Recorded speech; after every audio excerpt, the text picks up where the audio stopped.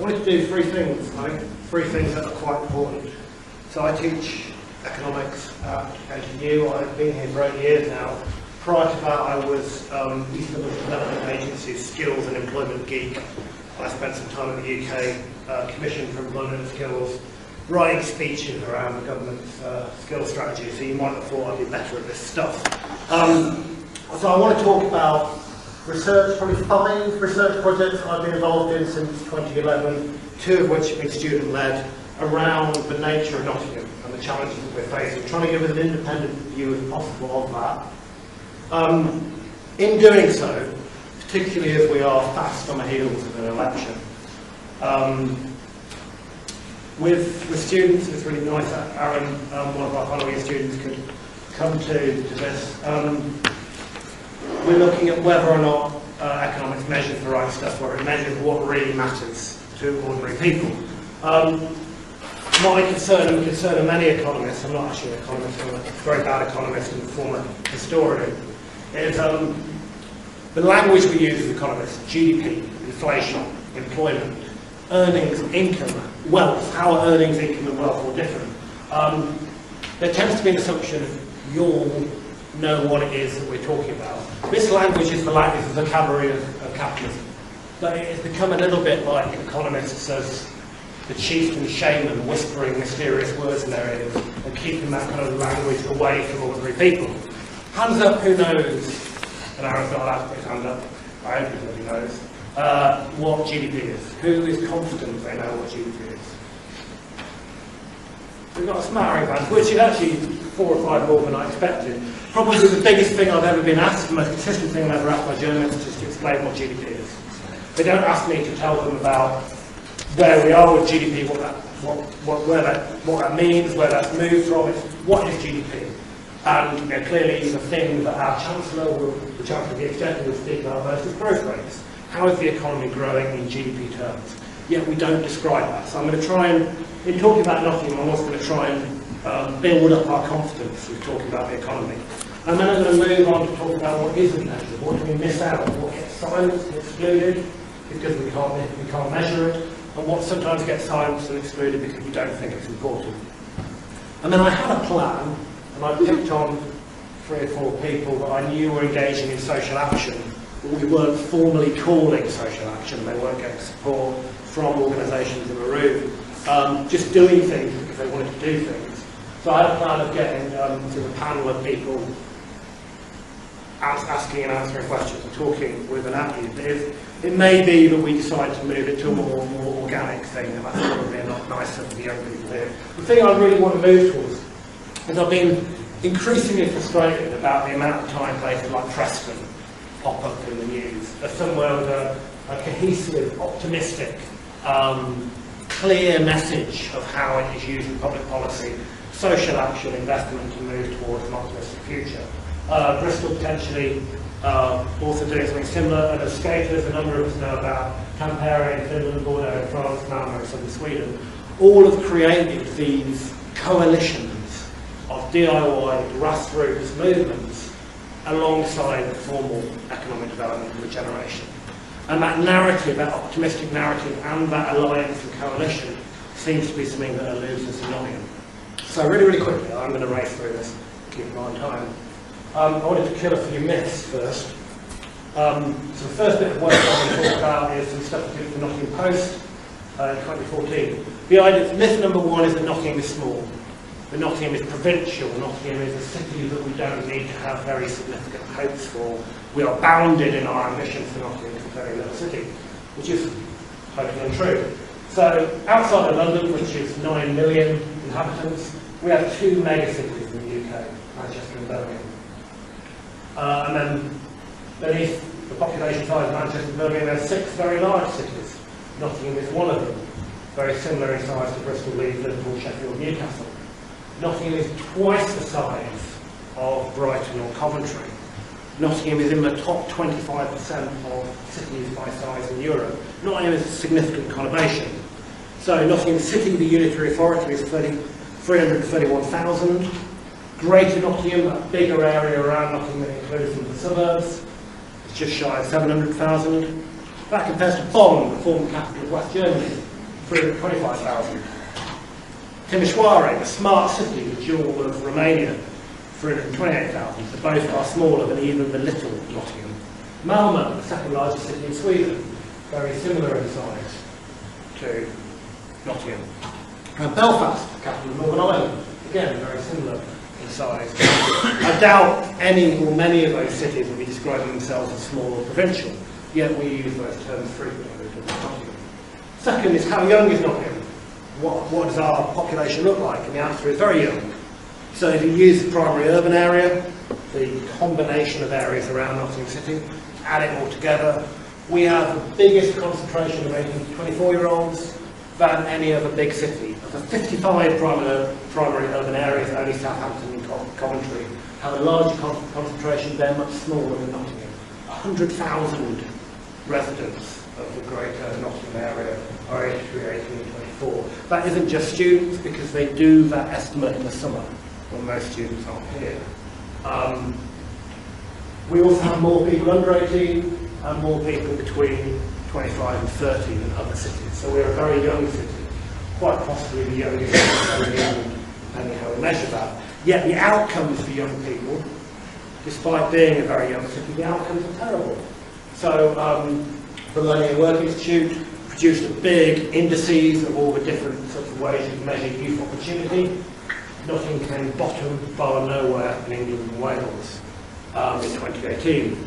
We have poor progression rates from local schools to universities, despite beautiful places like this, and we have very low graduate retention rates.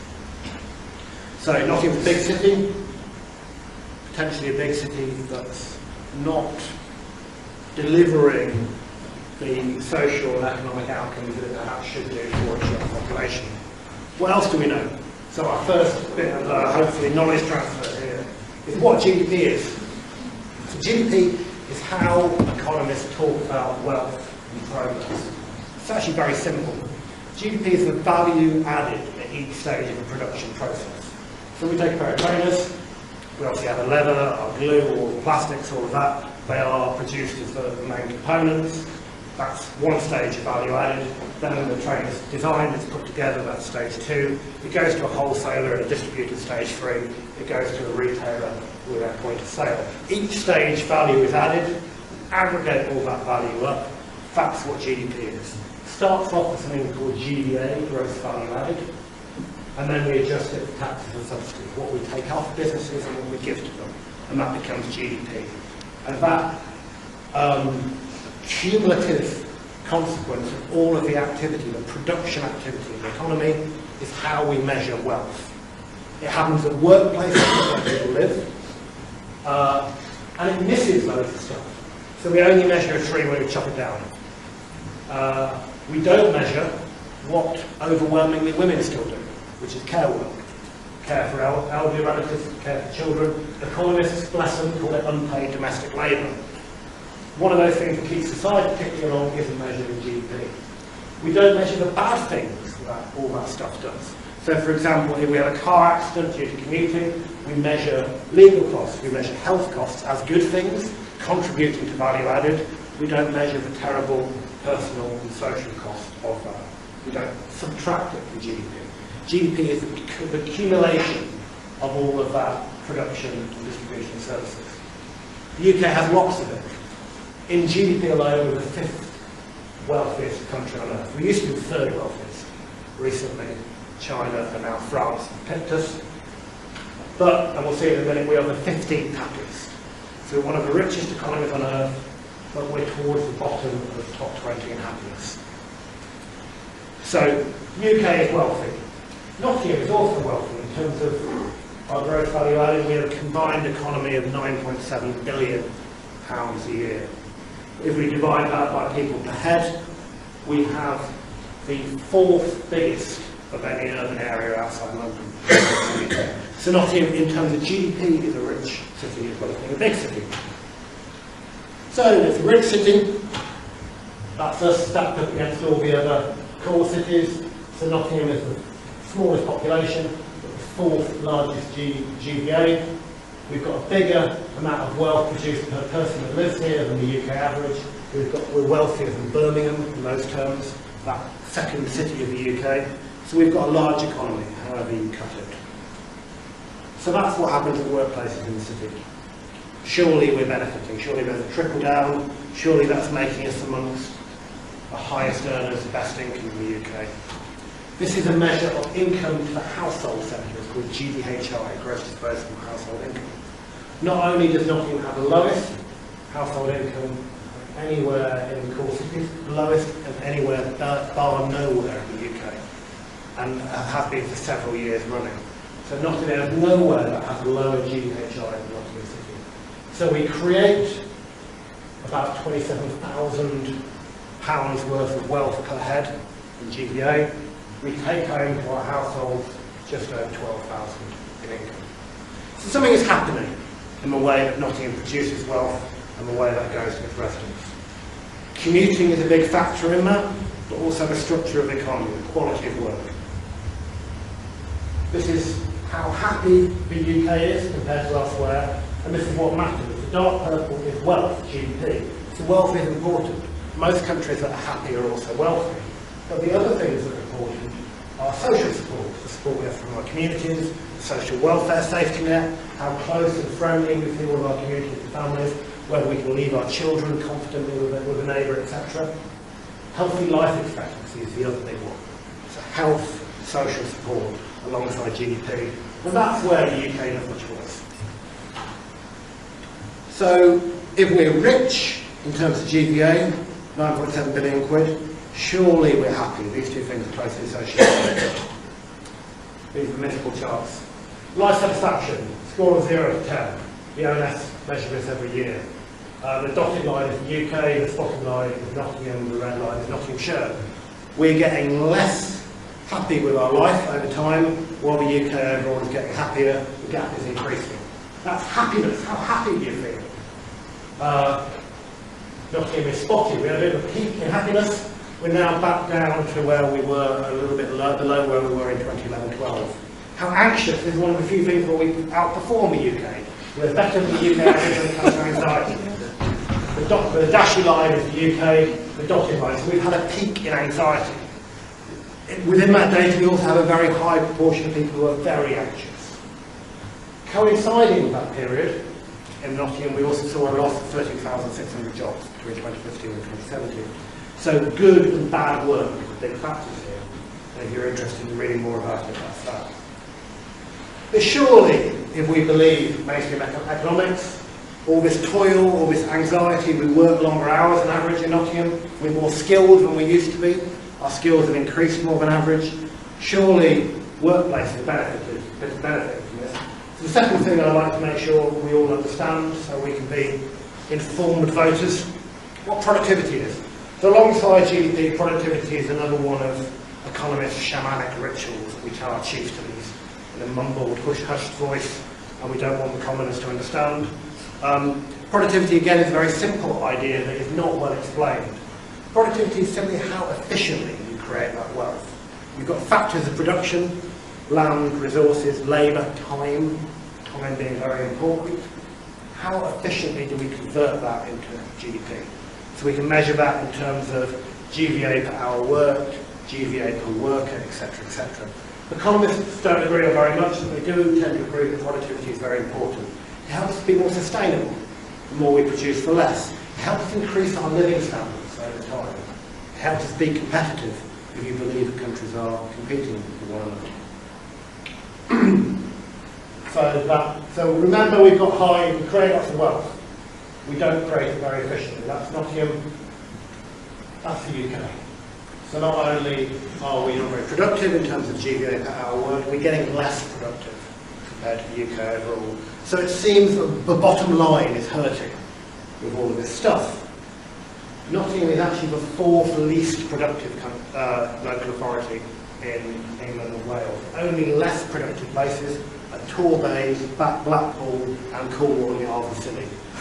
So we are less productive than any other big city in terms of this. So something is up with what we're doing with our human capital in Nottingham. And we're a rich city, but we're not a productive city, we're not a happy city, we're a young city, and perhaps we're not doing the best with our people. So we've done a load of private research, and I'll be super fast on this, you can probably share the table talked to a lot of employers, talked to a lot of students, particularly final year students. And we've got this disconnect. Employers are pretty upbeat about particularly its cultural office. And we were interviewing employers between 2015 and 2014, 2016.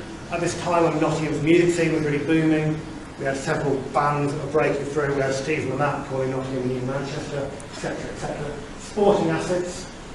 But what frustrated employers at the time, and is still frustrated, is what we're doing, the things that we're going to be doing and investing in, lots of student flats.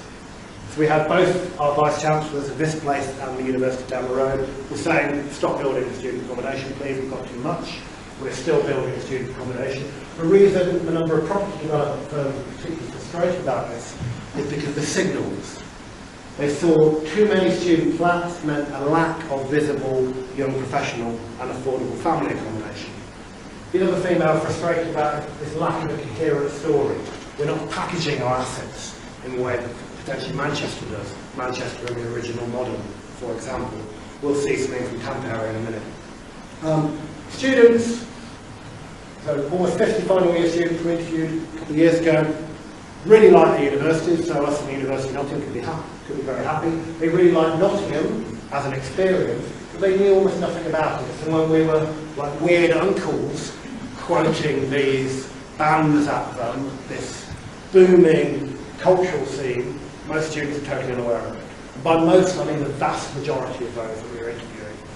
Very little investment in the identity of being in Nottingham. We had loads of employers came to see our students hosted yesterday. Lots of great feedback from the employers. Several employers stopped me afterwards and said all the students that we spoke to had planned to leave Nottingham when they graduated. That was not just the majority, that was everyone they spoke to. So there was a disconnect between this story and that story. A number of employers said something about the good things about Nottingham, you need to be in the know. We're not communicating very well, we're not getting it out there. So let's talk about one of these assets. And obviously, given I've got a stupid hat on, I'm going to talk my skateboarding out. Where are we creating value and creating cultural production that isn't being recognised either by decision makers, by students, or picked up in those mainstream measures? So, first of all, young people in Nottingham are not just students. Very, very important to remember in our policy making. And there are lots of young people, a number of them are in this room today, who are involved in all sorts of activism, cultural production, entrepreneurship, community organising that isn't being picked up. Me and my new buddies from Tampere, who we'll see in a moment, trying to get a publication out calling it DIY placemaking. Adding value to the place, creating space, just through wanting to do it. Just through this drive, this motivation to do it. So, and the Royal Society have been picking up on this happening across the UK, but have been picking up on young people doing this stuff and adults not recognising them doing it. So this is what quite a lot of adults interviewed by the RSA thought about young people. The words they most used about 16 to 24-year-olds. So out of 2,000 adults, and this was skewed to policymakers, elected members of local authorities, chief executives, etc., etc. Almost 600 for young people were selfish. More than 550 called them lazy. Similar amount called them antisocial. Far fewer chose words like helpful, motivated, considerate. So we've got this disjoint between young people being more likely than older people to be engaged in social action, but older people more likely to have very negative views of younger people. So skateboarding has something that tends to pick up a lot of negative views, but as someone who's done it for most of my life, a lot of the good things that has come out of my life have been related to skateboarding. And I am very aware that I'm going to have to race here. I do want to show a short film, so I'm going to race.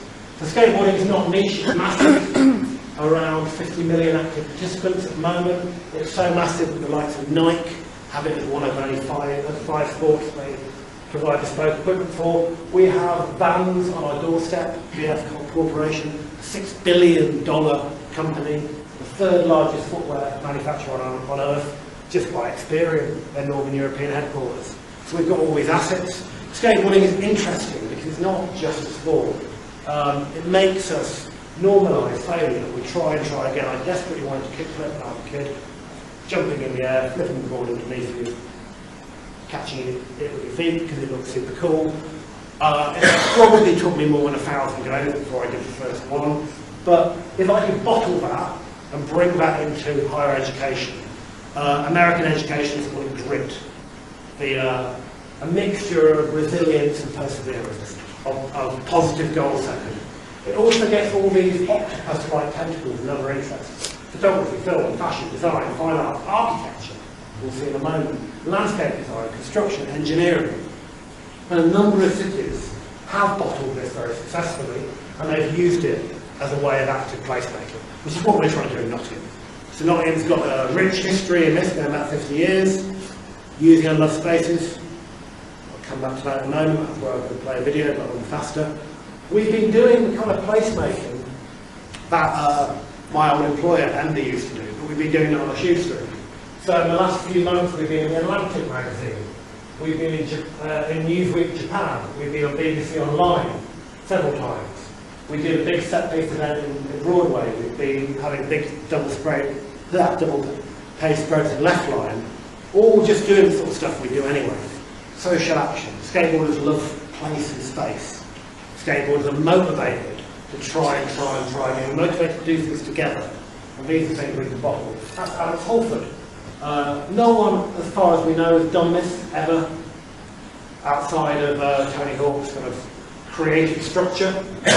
North of Nottingham, that was broadcast on a massive screen in the London Olympic Park, Copperbox Arena. He lives just around the corner from here, works at 42. He may well be in Tokyo in the summer. So we've got all of these assets. And we're doing this at scale. So best part of 1,500 people engaging in skateboarding activities with us. Now 5,000 people, members of Flow Indoor Park, doing all this kind of cultural production, photography, women and girls activities alongside the elite, taking underused public realm and making it interesting and exciting and doing that at scale, often against very negative preconceptions that continue to be performed and repeated. So during the early 2000s there was a well-enforced ban on skateboarding alongside a lot of other things that young people did.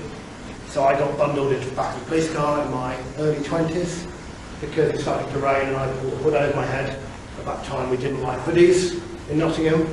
My head bounced off the inside of the police car on the way in, a police van on the way in, before they realised that I had a suit underneath my hoodie and I was walking back from Ender to get the bus. And could switch on a bit of middle class, thus they let me go straight away. But you know, so through the 2000s, we were Nottingham alongside Sheffield, alongside Birmingham, was singled out by Cambridge criminologist Elizabeth Burney for practising what she called punitive populism. We were beating down on young people because it was an easy way to appear to be responding to public concerns. We're still coming up with these terms. So this was a quote from a document about encouraging people to skateboard from the City Council. When considered in the public space, skateboarders are regularly grouped with the unwanted in society, such as the homeless, prostitutes and drug dealers, who no architects want loitering in the fringes of their building. And the guys from Tampere who took leave of their senses and came to Nottingham for a week, they chucked it down every day and they got a terrible Airbnb. They've gone on to do incredible things. They've gone on to build saunas in their city. They've gone to install active public realm in parts of the city that don't work, so neglected spaces, spaces where nefarious activity takes place. And they've reclaimed these spaces for free for the city. So they've become this, for the stuff they want to do anyway, they've become this hub. So Carriacorat, which means for ramp dogs, have become this hub of creative social action in Tampere that has addressed many of the problems that Nottingham shares. So Tampere loses graduates to Helsinki. Tampere has higher youth unemployment than Helsinki. Tampere is a very similar city to Nottingham. We've also got an incredible skate community and all these incredible assets, but we're a bit further down the line and haven't been able to join the dots in the way that they have. So the final thing I'd like to talk about, thank God, is unloved spaces. So Nottingham, I was going to show a video of that overkill. So Nottingham has a number of spaces that, for various reasons, either don't work or cease to work, as most cities do. So development rolls on in stages, spaces become useful, spaces become less useful. Skateboarders, because contrary to popular belief, we don't want to be getting in the way of people, we don't want to be putting a board in people's ankles, tend to move to spaces that are vacant, that are unloved and unutilised. Which means we can be eyes in the street, boots on the ground, we can take ownership of and love and make useful spaces that are otherwise unuseful and problematic. So this is the space at the bottom of Broadmarsh Banks, by the side of Broadmarsh Shopping Centre at the bottom of Main Marion Way, where we've created a portrait into, just for half a day, we made it, as Tommy's beautiful kids know, we made it kind of beautiful, we made it an inclusive space. We had to clean up glass and human waste and needles in order to do so, but for one half day, it was a really lively, active, inclusive space that women and girls and parents were able to come and be part of it. And unfortunately, when that project ended, it ended. So the space is again either underused or being used by very, very vulnerable people. And it's the first thing you see and smell if you get off the Skylink. As a skateboarder, I've known it as the skag pit for 20 years. We shouldn't, in a 9.7 billion economy, have spaces that young people refer to and 42-year-olds refer to as the skag pit, surely. But we have wonderful spaces, and we have wonderful spaces that are being created by young people. This is King Edward Park, probably the cheapest skate park in all of the UK, for various reasons, but it's been taken on by the community, and Ben and Holly are here, who are several generations below me. We were involved, we didn't need to be involved in the original setup of King Edward Park, but have taken it on as their own space, as their own, to create all that social action, to create what British Marxist economic geographer David Harvey calls authentic collective capital. The stuff that we just create that adds value to place. It turns a space into a place. So King Edward Park has a very large participation of women and girls and does lots of amazing, lovely things. So that's all I really wanted to say. We're going to be doing some, I hope, cool things over the next year, but we'll be developing a little bit more. But I'm really keen to prompt discussion around how do we support the stuff that happens anyway. If something's good and useful and valuable, how do we permit it? Taking into account, I'm not wanting to create a straw man of arguing that people can skateboard anywhere, or BMX anywhere, or juggle anywhere. I'm not arguing that people should be rattling through Victoria Centre on skateboards. But where this stuff can be permitted where it's useful, and discouraged where it's less useful, i.e. gently, by drawing the activity away and allowing people to take the ownership of space that Ben and Holly have taken King Edward Park. How can we join the dots? How can we get the informal activity that just happens supported by the more formal activity? How can we build capacity? How can we build all these unusual relationships that, who would have thought that skateboarders would be building saunas to a really high specification? Who would have thought that skateboarders would be, can't be asking it out of my bag, would be producing really, really, really slick design brochures around regenerating a former harbourside area and actually chairing all of those regeneration consultations, which is what the guys in Tampere have done. And we're visiting them in May, courtesy of the Finnish embassy, which is another thing that big agencies, big investment agencies do. We're just a bunch of dirtbags who've managed to do it all because we love it. So how can we use that energy of the stuff people love to help transform the city and address some of these big systemic challenges that we've got once we understand those challenges? I think that's everything I need to say. Thank you so much. Sorry if I went on. No, didn't at all. Thank you.